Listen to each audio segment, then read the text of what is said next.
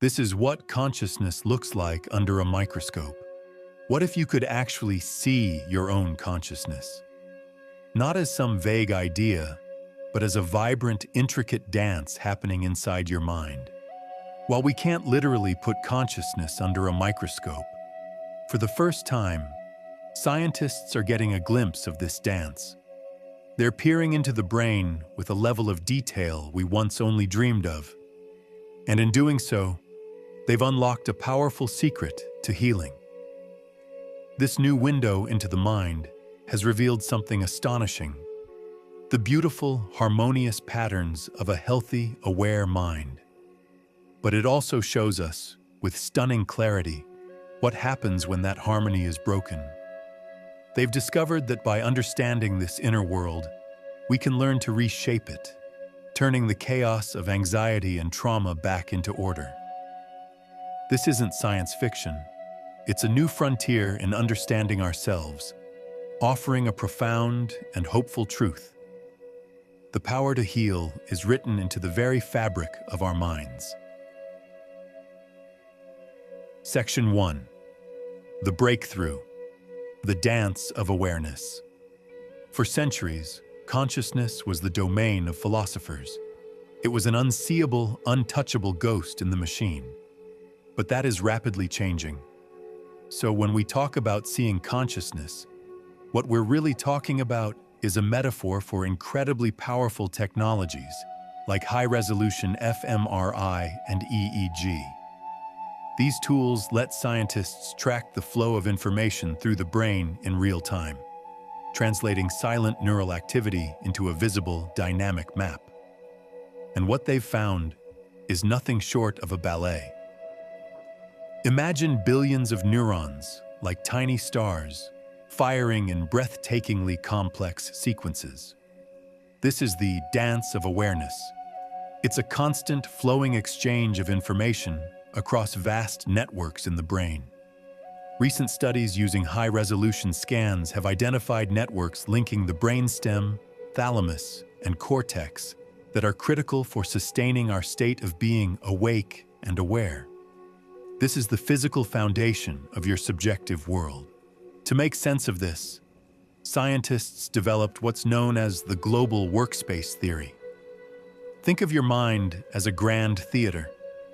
Countless actors, your sensory inputs, memories, thoughts, are all backstage, operating unconsciously.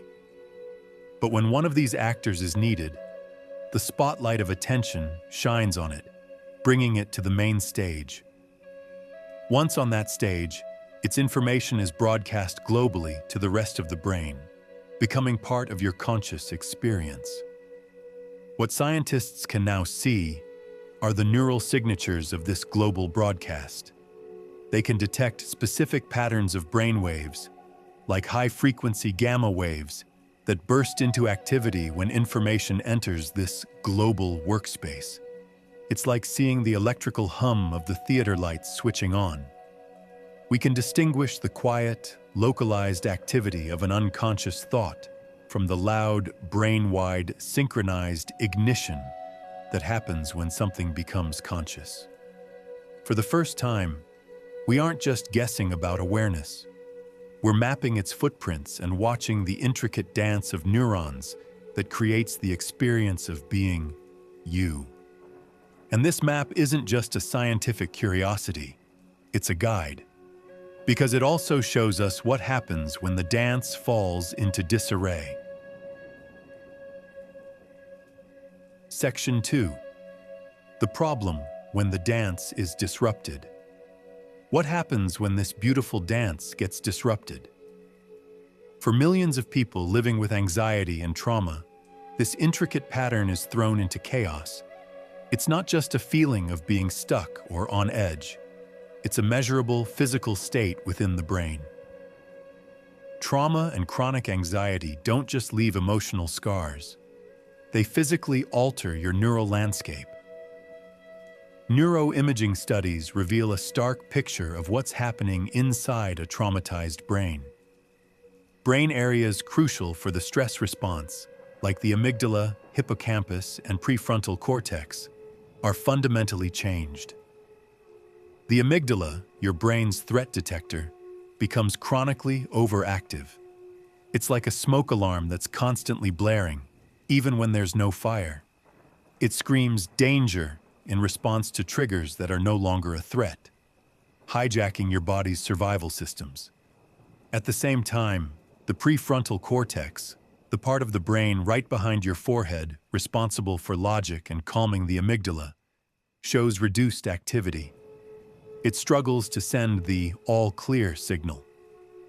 The soothing voice that should say, "You are safe now," is drowned out by the amygdala's persistent alarm. This creates a feedback loop of hypervigilance and fear. The neural dance loses its fluid, harmonious rhythm and becomes rigid, repetitive, and jarring. The brain gets stuck in survival mode, carving deep, inefficient pathways that replay the same fear response over and over. This isn't a personal failing. It's a biological adaptation gone awry. Your brain did what it had to do to survive an overwhelming experience, but now it can't find the off switch. Brain scans can even show these invisible wounds, sometimes revealing smaller volumes in the hippocampus, a region critical for memory and context, in individuals with a history of trauma. This can make it difficult to distinguish between a past memory and present reality, keeping the body locked in a state of crisis. The result is a life lived in the shadow of a threat that has already passed, where the beautiful dance of awareness is replaced by a relentless march of anxiety. Section 3.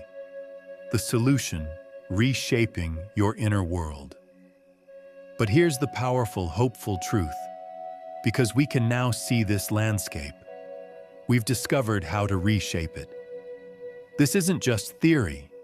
It's the foundation of powerful therapeutic techniques that empower you to become the architect of your own inner world. The key to this transformation lies in a remarkable property of the brain: neuroplasticity. Neuroplasticity is the brain's natural ability to reorganize itself by forming new neural connections throughout life. It means your brain is not fixed. The rigid patterns carved by trauma are not permanent sentences. You have the power to forge new, healthier pathways, essentially teaching your brain new ways to respond. Visualization techniques, grounded in this science, are among the most effective tools for this.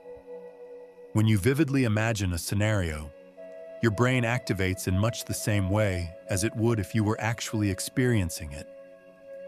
This lets you mentally rehearse new emotional states, strengthening the neural circuits for calm and safety. One of the most widely used methods is guided imagery. This involves creating a detailed, multi-sensory mental scene of peace. For instance, close your eyes and imagine yourself on a quiet beach. Feel the sun on your skin, hear the rhythm of the waves, smell the salt in the air. By immersing yourself in this scene, you're not just distracting yourself. You are actively engaging the parts of your brain associated with relaxation, which helps calm your overactive nervous system. You're building a sanctuary in your own mind. Another simple yet profound technique is color breathing. You can do this right now. As you inhale, visualize a cool, calming color like blue or green filling your body, bringing a sense of peace. As you exhale, imagine a murky, dark color leaving your body, carrying stress away with it. This practice combines the physiological benefits of deep breathing with the psychological power of imagery, giving you an immediate tool for emotional filtration. For deeper emotional healing, therapists often use loving-kindness visualization. This involves picturing yourself and others and actively sending them wishes of well-being, safety, and happiness. This practice helps build self-compassion, which trauma often erodes, and fosters empathy, helping heal the relational wounds that trauma can cause. These techniques aren't magic. They are targeted mental exercises that use your brain's natural ability to change. They help quiet the amygdala's false alarms and strengthen the prefrontal cortex's ability to regulate emotion. By practicing them, you are no longer a passive victim of your brain's conditioned responses. You are actively carving new riverbeds in your neural landscape, pathways of peace, safety, and resilience. Over time, the chaotic, jarring patterns of anxiety begin to soften, and the harmonious, fluid dance of awareness can be restored. Conclusion: the ability to heal from anxiety and trauma is not just a vague hope. It is a built-in feature of our own neurology. We're living in a time where science is not only confirming this, but is also handing us the map and the tools to navigate our own inner worlds. We can see the storm, but we can also see the clear skies beyond it. The power to reshape our minds and turn chaos back into harmony is within us. We are the choreographers of our own consciousness. If you want to learn more about specific techniques for reshaping your neural landscape, let me know in the comments. Your engagement helps guide the content we create. And if you found this valuable, don't forget to subscribe and turn on notifications for more insights into the incredible power of your mind.